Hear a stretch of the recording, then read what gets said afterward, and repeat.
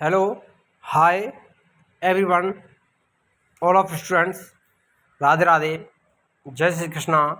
मैं विश्वेंद्र पोद्दार आप सभी का आपके अपने YouTube channel Lohagarh Bajrang classes में एक बार फिर से हार्दिक स्वागत करता हूं। आज हम आपके लिए हिंदी व्याकरण और एवं शिक्षा शास्त्र और शिक्षण विधियों से संबंधित मॉडल पेपर 9 लेकर के आए, जो आपके लिए REET, CTET, UP TET, MP TET, all TET exam के लिए महत्वपूर्ण होने वाले टॉप 30 प्रश्न हैं, जिसमें संपूर्ण हिंदी जो व्याकरण आती है उसको कवर किया जाएगा मेरे प्यारे साथियों। तो देखिए, आज का हमारा पहला क्वेश्चन है यहाँ पर, ध्वनियाँ कितने प्रकार की होती हैं ये बताना है। यहाँ पर 2 प्रकार की, 3 प्रकार की, 4 प्रकार या 5 प्रकार। तो ध्वनियों के प्रकार बताने कितने प्रकार की ध्वनियाँ मानी गई हैं। तो देखिए मेरे प्यारे साथियों, हिंदी की बात करें तो हिंदी में जो ध्वनियों के प्रकार हैं वो कितने हो जाते हैं। तो यहाँ पर जो आंसर हो जाएगा वो हो जाएगा मेरे प्यारे साथियों 2। आ वाला आंसर यहाँ पर करेक्ट हो जाएगा कि ध्वनियाँ 2 प्रकार की होती हैं, स्वर ध्वनियाँ और व्यंजन ध्वनियाँ।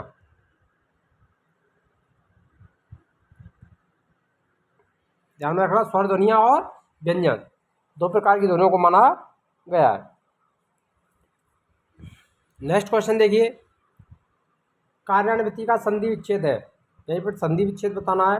कार्य प्लस उन्नति, कार्य प्लस उन्नति, कार्य प्लस उन्नति, कार्य प्लस अवनति। तो यहाँ पर कार्यान्विति का संधि विच्छेद क्या हो जाएगा मेरे प्यारे साथियों, जल्दी से जल्दी कमेंट कर दीजिए। तो देखिए यहाँ पर जो आंसर हो जाएगा वो हो जाएगा कार्य प्लस अवनति। आ प्लस आ बराबर बड़ा, आ प्लस आ बराबर बड़ा। कौन सी संधि?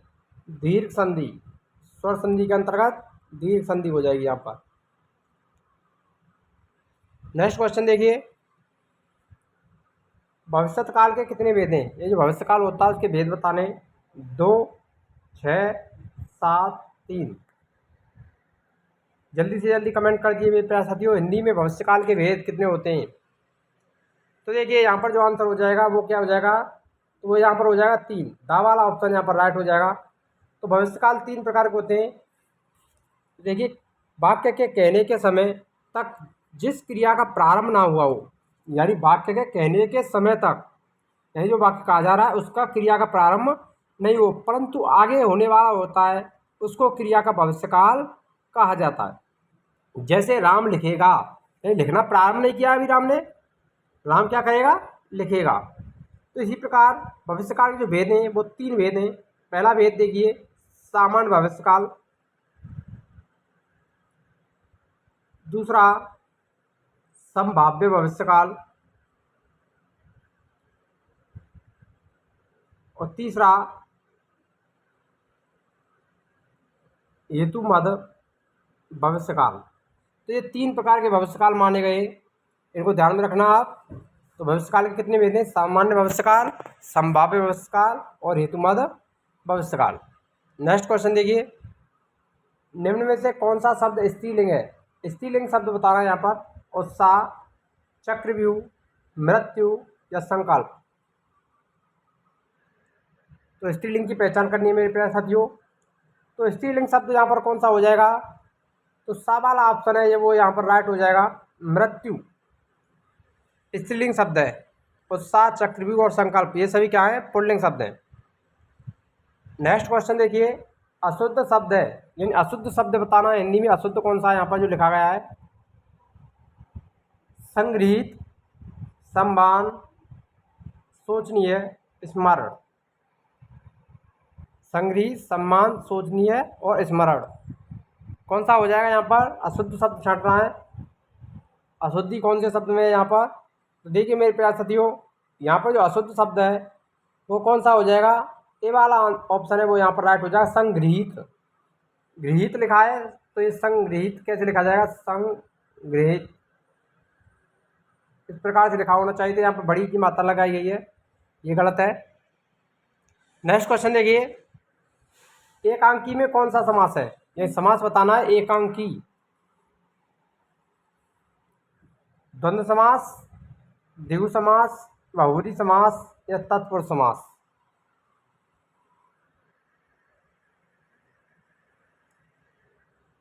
तो जल्दी से जल्दी कमेंट कीजिए मेरे प्यारे साथियों। तो देखिए यहाँ पर जो ऑप्शन हो जाएगा आंसर होगा वो दूसरा ऑप्शन है, वो यहाँ पर राइट हो जाएगा।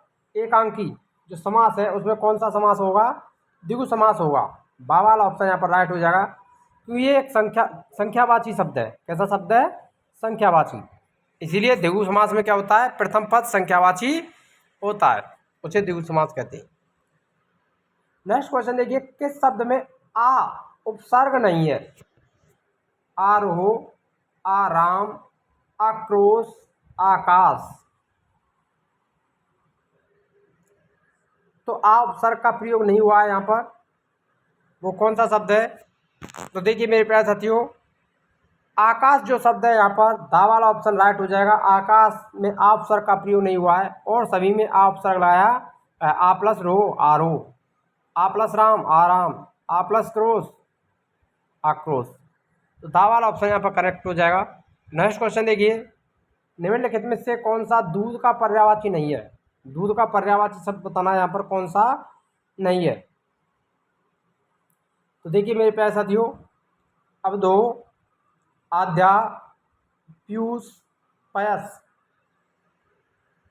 तो दूध का पर्यायवाची शब्द कौन सा नहीं है? तो देखिए मेरे प्यारे साथियों, यहाँ पर अब दो, पीयूष, पयस ये सभी दूध के पर्यायवाची शब्द हैं, लेकिन आध्या दूध का पर्यायवाची शब्द नहीं है। बा वाला ऑप्शन यहाँ पर करेक्ट हो जाएगा। तो बा वाला ऑप्शन यहाँ पर करेक्ट हो जाएगा मेरे प्यारे साथियों। दूध के अन्य जो पर्यायवाची शब्द हैं वो देखिए, क्षीर,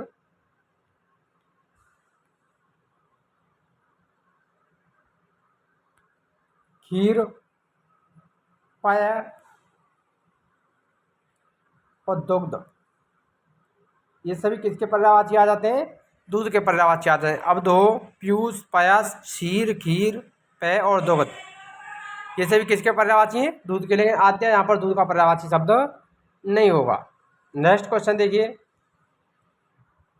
शब्द शक्ति है, यहाँ पर यह बताना कि शब्द शक्ति कौन सी है? अभिधा, लक्षणा, व्यंजना, उपरोक्त सभी। तो देखिए मेरे प्यारे साथियों, शब्द शक्ति के जो प्रकार होते हैं वो शब्द शक्ति 3 प्रकार की होती है। कितने प्रकार की होती है? 3 प्रकार की होती है। कितने प्रकार की? 3, जिनमें अभिधा शब्द शक्ति, लक्षणा शब्द शक्ति और व्यंजना शब्द शक्ति, ये तीनों आती है। इसीलिए यहाँ पर जो ऑप्शन होगा वो दा वाला ऑप्शन यहाँ पर करेक्ट हो जाएगा मेरे प्यारे साथियों। नेक्स्ट क्वेश्चन देखते हैं, व्युत्पत्ति या रचना के आधार पर शब्दों के कितने भेद हैं? यानी व्युत्पत्ति या रचना के आधार पर शब्दों के भेद बताने, यहाँ पर कितने भेद होते हैं? 3 भेद होते हैं, 4 होते हैं, 5 होते हैं या 6 होते हैं? व्युत्पत्ति या रचना के आधार पर शब्दों के भेद।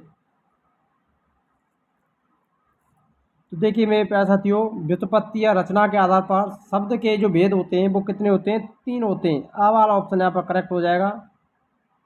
तीनों भेदों को देखिए, व्युत्पत्ति या रचना के आधार पर 3 भेद कौन से हैं? रूढ़ शब्द, यौगिक शब्द और योग रूढ़ शब्द।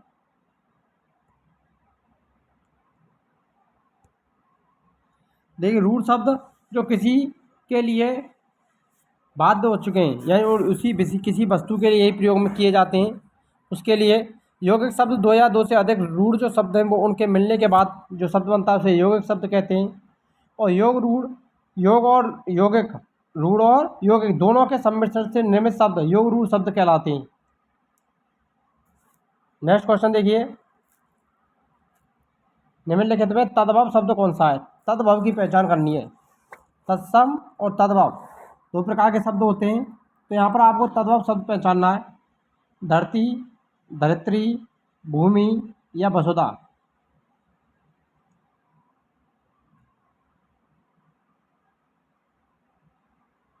तो देखिए मेरे प्यारे साथियों, यहाँ पर जो आंसर हो जाएगा वो क्या हो जाएगा?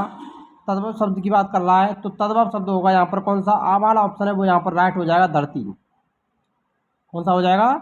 धरती, यहाँ पर राइट हो जाएगा। आ वाला ऑप्शन करेक्ट है। नेक्स्ट क्वेश्चन देखिए, आगे बढ़ते हैं। देखिए आगे क्वेश्चन आता है हमारा, सुजन से कौन सी भाववाचक संज्ञा बनती है? सुजन से भाववाचक संज्ञा बतानी है आपको। कौन सी संज्ञा बनेगी? सौजन्यता, साजनता, सौजन्य, सज्जनता।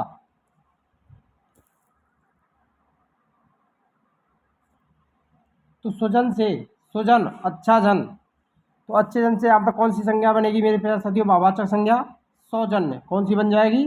सौजन्य बन जाएगी। सा वाला ऑप्शन यहाँ पर करेक्ट हो जाएगा। सुजन से क्या बनेगा?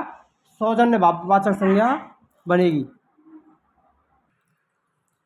संख्यावाचक विशेषण के कितने भेद हैं? जो संख्यावाची विशेषण होता है उसके भेद कितने होते हैं ये बताना है यहाँ पर। 2, 3, 4 या 5? जल्दी से जल्दी कमेंट कीजिए मेरे प्यारे साथियों। संख्यावाची विशेषण के भेद। देखिए यहाँ पर जो आंसर हो जाएगा वो क्या होगा? 2। आ वाला ऑप्शन यहाँ करेक्ट हो जाएगा मेरे प्यारे साथियों। संख्यावाची जो विशेषण होता है उसके 2 भेद होते हैं, निश्चित संख्यावाची और अनिश्चित संख्यावाची। कौन कौन से? निश्चित संख्यावाची और अनिश्चित संख्यावाची। तो 2 भेद हैं संख्यावाची के, निश्चित और अनिश्चित। अगला क्वेश्चन देखिए मेरे प्यारे साथियों। वृक्ष के नीचे चारपाई डाल दो।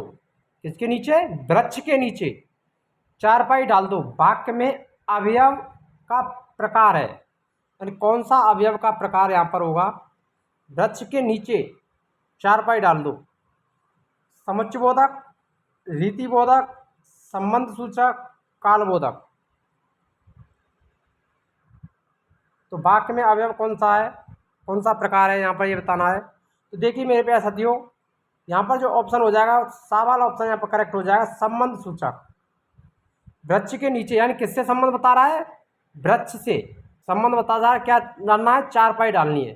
तो संबंध सूचक शब्द है, वृक्ष के नीचे चारपाई डाल दो। तो सा वाला ऑप्शन करेक्ट है यहाँ पर। नेक्स्ट क्वेश्चन देखिए। के लिए जो चिन्ह है कारक का है, यानी के लिए चिन्ह किस कारक का है? कर्म, करण, संप्रदान, अपादान। तो कारक कितने प्रकार के होते हैं मेरे प्यारे साथियों? तो कारकों के जो प्रकार है वो 7 प्रकार है। तो क्या था? कर्ता ने कर्म को करण से संप्रदान के लिए, संप्रदान के लिए, तो यहाँ पर सा वाला ऑप्शन करेक्ट हो जाएगा। तो के लिए किसके लिए आता है? संप्रदान के लिए। नेक्स्ट क्वेश्चन देखिए। ये कौन सा सर्वनाम है? यह और ये कौन से सर्वनाम है? पुरुषवाचक, अनिश्चयवाचक सर्वनाम, निजवाचक सर्वनाम या निश्चयवाचक सर्वनाम? जल्दी से जल्दी कमेंट कीजिए। ये कैसे सर्वनाम है ये बताना है यहाँ पर। तो जल्दी से जल्दी कमेंट कर दीजिए मेरे प्यारे साथियों। तो देखिए इसका जो आंसर हो जाएगा वो दा वाला ऑप्शन यहाँ पर करेक्ट हो जाएगा, निश्चयवाचक सर्वनाम। यह और ये क्या है? किसी निश्चित चीज़ के बारे में बता रहे हैं, तो यहाँ पर निश्चयवाचक सर्वनाम होंगे। नेक्स्ट क्वेश्चन देखिए। भारत पाकिस्तान से कभी पराजित नहीं हुआ। वाक्य का वाक्य भेद है। भारत पाकिस्तान से कभी पराजित नहीं हुआ, यहाँ पर वाक्य का वाक्य भेद बताना है। कौन सा वाक्य भेद है? तो देखिए मेरे प्यारे साथियों, विधानार्थक, निषेधात्मक, इच्छावाचक, विस्मयादिबोधक। भारत पाकिस्तान से कभी पराजित नहीं हुआ, वाक्य का वाक्य भेद है। तो यहाँ पर वाक्य का वाक्य भेद क्या हो जाएगा? वो दूसरा ऑप्शन है, वो यहाँ पर करेक्ट हो जाएगा, निषेधात्मक वाक्य। बा वाला ऑप्शन यहाँ पर करेक्ट हो जाएगा मेरे प्यारे साथियों। जिसमें किसी विषय के अभाव का बोध हो उसे निषेधात्मक वाक्य कहते हैं। किसका बोध हो? अभाव, अभाव का बोध हो उसे क्या कहते हैं? निषेधात्मक। तो भारत पाकिस्तान से कभी पराजित नहीं हुआ, तो पराजित होने का यहाँ पर अभाव प्रकट हो रहा है। नेक्स्ट क्वेश्चन देखिए। सुरेंद्र दांत पीसता हुआ आ रहा है, ये दांतों को पीसते हुए आ रहा है, इसमें कौन सा पदबंध है? कौन आ रहा है दांत पीसते हुए? सुरेंद्र। तो पदबंध बताना है, कौन सा पदबंध जुड़ा हुआ है? क्रिया विशेषण पदबंध, क्रिया पदबंध, विशेषण पदबंध या सर्वनाम पदबंध? सुरेंद्र दांत पीसता हुआ आ रहा है, इसमें कौन सा पदबंध है? जल्दी से जल्दी कमेंट कीजिए मेरे प्यारे साथियों। देखिए इसका जो आंसर हो जाएगा वो कौन सा हो जाएगा मेरे प्यारे साथियों? आ वाला ऑप्शन यहाँ करेक्ट हो जाएगा, क्रिया विशेषण पदबंध। कौन सा हो जाएगा? क्रिया विशेषण पदबंध। किसकी विशेषता बता रहा है? क्रिया की। किसकी विशेषता बताई जा रही है? क्रिया की विशेषता बताई जा रही है यहाँ पर, इसलिए क्रिया विशेषण पदबंध हो जाएगा। आ वाला ऑप्शन यहाँ करेक्ट हो जाएगा। नेक्स्ट क्वेश्चन है, जब किसी वाक्य के बाद कोई सूची देनी हो या विश्लेषण करना हो तो उसके पहले कौन सा विराम चिन्ह का प्रयोग किया जाता है? जब किसी वाक्य के बाद कोई सूची देनी है या विश्लेषण करना है तो उसके पहले कौन सा विराम चिन्ह लगाया जाएगा, ये बताना है। निर्देशक चिन्ह, उद्धरण चिन्ह, विवरण चिन्ह या लाघव चिन्ह? तो देखिए मेरे प्यारे साथियों, इसका जो आंसर हो जाएगा वो क्या हो जाएगा? तो वो होगा यहाँ पर विवरण चिन्ह। कौन सा हो जाएगा? विवरण चिन्ह हो जाएगा। सा वाला ऑप्शन यहाँ पर करेक्ट हो जाएगा। विवरण चिन्ह लगाया जाता है इस प्रकार से, जिसको हम विसर्ग कहते हैं। क्या कहते हैं? विसर्ग कहते हैं, विवरण चिन्ह। इसका प्रयोग किया जाता है किसी भी वाक्य के बाद सूची या विश्लेषण करने के लिए। नेक्स्ट क्वेश्चन देखिए, अल्प विराम चिन्ह का प्रयोग किस स्थिति में किया जाता है? अल्प विराम, नहीं कि पूर्ण विराम नहीं, अल्प विराम की बात कर रहा है। जब एक ही शब्द भेद के दो शब्दों के बीच में समुच्चय बोधक ना हो। जब कई शब्द जोड़े में आते हैं तब प्रत्येक जोड़े के बाद संख्या वाक्य के अलावा मिश्र वाक्य के शेष वाक्यों के बीच में उपयुक्त सभी स्थिति में।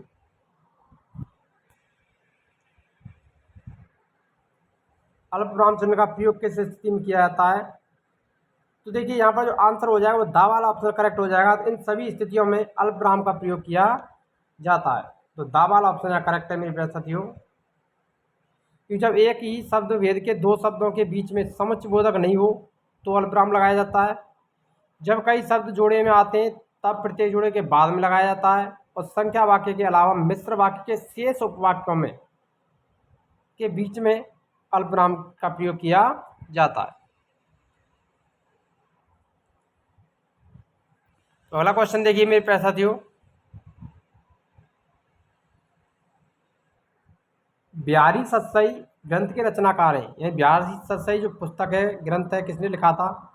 मुकुट बिहारी लाल ने, मतीराम ने, वियोगी हरि ने या तुलसीदास ने?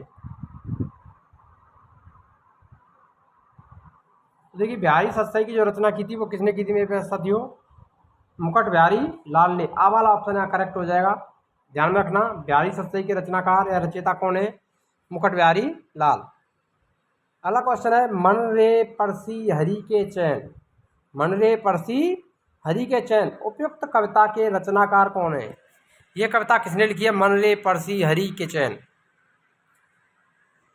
सूरदास ने, तुलसीदास ने, मीराबाई ने या नंददास ने? मन रे परसी हरि के चैन, ये जो कविता लिखी गई है वो किसके द्वारा लिखी गई है? मीराबाई के द्वारा लिखी गई है। सा वाला ऑप्शन यहाँ पर करेक्ट हो जाएगा मेरे प्यारे साथियों। अगला क्वेश्चन है, कान पकड़ना मुहावरे का अर्थ है। कान पकड़ना, अनादर करना, आगे के लिए सचेत रहना, होशियार रहना, अनभिज्ञता प्रकट करना। तो कान पकड़ना मुहावरे का अर्थ है। मुहावरे का अर्थ बताना यहाँ पर। तो देखिए मेरे प्यारे साथियों, यहाँ पर जो आंसर हो जाएगा वो कौन सा होगा?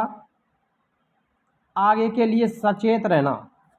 कान पकड़ना यानी माफ़ी मांगना, कोई गलती करने के बाद माफ़ी मांगना कि आगे ये गलती नहीं होगी कहा जाता है, इसीलिए आगे के लिए सचेत रहना इस मुहावरे का अर्थ हो जाएगा। नेक्स्ट क्वेश्चन देखिए, इमली के पात पर बारात का डेरा। किसके पात पर? इमली के पात पर बारात का डेरा लोकोक्ति का अर्थ है कमाल दिखाना, साधन थोड़े बातें बड़ी, असंभव बात, अत्यंत कंजूस होना। इमली के पात पर बारात का डेरा। तो देखिए इमली का जो पौधा होता है वो बहुत ही कमज़ोर होता है, कमज़ोर लकड़ी वाला होता है, और उसके पात उसकी डाल पर बारात का डेरा लगाया जाए तो ये क्या है, असंभव बात होती है। क्या होगा, असंभव बात। सा वाला ऑप्शन यहाँ पर करेक्ट हो जाएगा। इमली के पात पर बारात का डेरा। नेक्स्ट क्वेश्चन देखिए, किसी कार्यालय को लिखे गए जाने वाले पत्र, आवेदन या प्रार्थना में सम्मानजनक संकेत के बाद क्या लिखा जाता है। यानी सम्मानजनक जो संकेत लिखे जाते हैं उसके बाद क्या लिखा जाता है, विषय लिखा जाता है, संदर्भ लिखा जाता है, प्रेषित के पद का नाम लिखा जाता है, प्रेषक का नाम लिखा जाता है।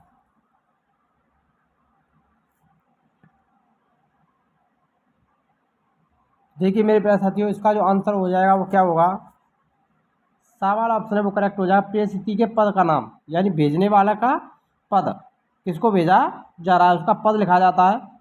तो सा वाला ऑप्शन यहाँ पर करेक्ट हो जाएगा। सम्मानीय जिला कलेक्टर महोदय, श्रीमान जिला कलेक्टर महोदय, श्रीमान प्रधानाचार्य, तो ये सभी लिखे जाते हैं। तो ये किसके लिए लिखे जाते हैं, प्रेषित के पद के नाम के लिए। नेक्स्ट क्वेश्चन देखिए, परपत्र के प्रारंभ में दिया जाता है, यानी कोई भी परपत्र हो उसके प्रारंभ में क्या दिया जाता है, ये बताना। यहाँ पर परपत्र का क्रमांक या जारी करने की तिथि, परपत्र जारी करने वाले कार्यालय का नाम, परपत्र जारी करने वाले अधिकारी का पदनाम, उपरोक्त में से कोई नहीं। परपत्र के प्रारंभ में दिया जाता है, ये बताना यहाँ पर।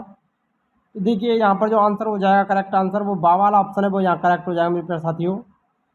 परपत्र जारी करने वाले कार्यालय का नाम परपत्र के प्रारंभ में दिया जाता है। नेक्स्ट क्वेश्चन आता है, व्यापक प्रसार और कानूनी उद्देश्य की दृष्टि से प्रकाशित नए सरकारी नियमों एवं आदेशों आदि की सूचनाओं को कहा जाता है, परपत्र, विज्ञापन, कार्यालय ज्ञापन, अधिसूचना।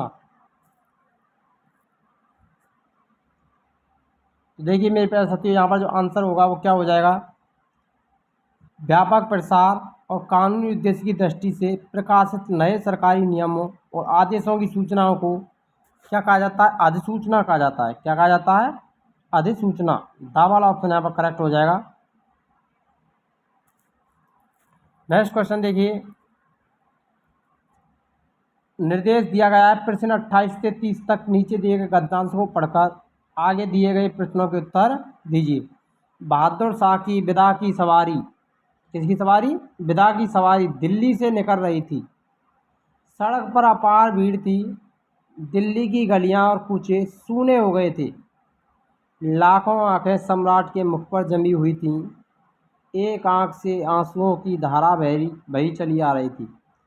सहस्त्रों आंखों के आंसू बहादुर शाह की एक आंख में भरे थे। उनके धूल दूसरे मुखों पर खींची हुई वेदना की काली लहरें चारों ओर शोक प्रलय बरसा रही थीं।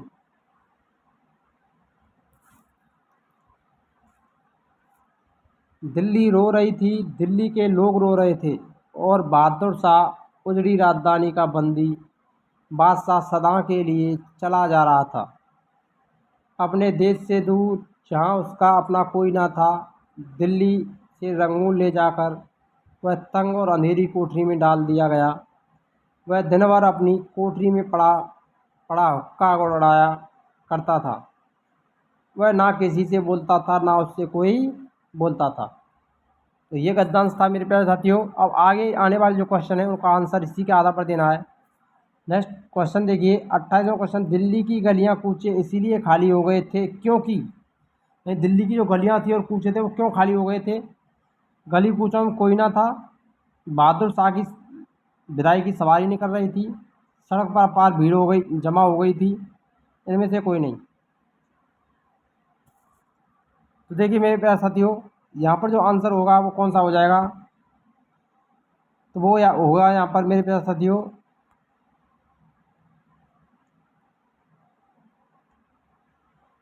बहादुर शाह की विदा की सवारी निकल रही थी, इसीलिए सारे गलियां कूचे खाली हो गए थे। तो बा वाला ऑप्शन यहाँ करेक्ट हो जाएगा। नेक्स्ट क्वेश्चन देखिए, दिल्ली के लोग रो रहे थे, शाही सवारी देखकर, बहादुर शाह का पीला मुख देखकर, बंदी बादशाह की विदाई को देखकर, प्रतिकूल स्थिति देखकर। तो दिल्ली के लोग रो रहे थे, तो इसका आंसर हो जाएगा बंदी बादशाह की विदाई की सवारी देख कर के। नेक्स्ट क्वेश्चन देखिए, बहादुर शाह की अंतिम परिणति थी, वह अपने में खो गया, वह हुक्का गुड़गुड़ाता रहा, वह ना किसी से बोलता था ना उससे कोई बोलता था, उसे अज्ञातवास में भेज दिया गया था। बहादुर शाह की अंतिम परिणति यानी अंतिम स्थिति क्या थी? तो बहादुर शाह की जो अंतिम स्थिति थी वह थी, वह ना किसी से बोलता था और ना उससे कोई बोलता था। सा वाला ऑप्शन यहाँ पर करेक्ट हो जाएगा। वीडियो अच्छी लगी हो तो वीडियो को अधिक से अधिक लाइक करें, शेयर करें और चैनल को सब्सक्राइब अवश्य करें। मिलते हैं नेक्स्ट वीडियो में, तब तक के लिए जय हिंद, राधे राधे, जय श्री कृष्णा।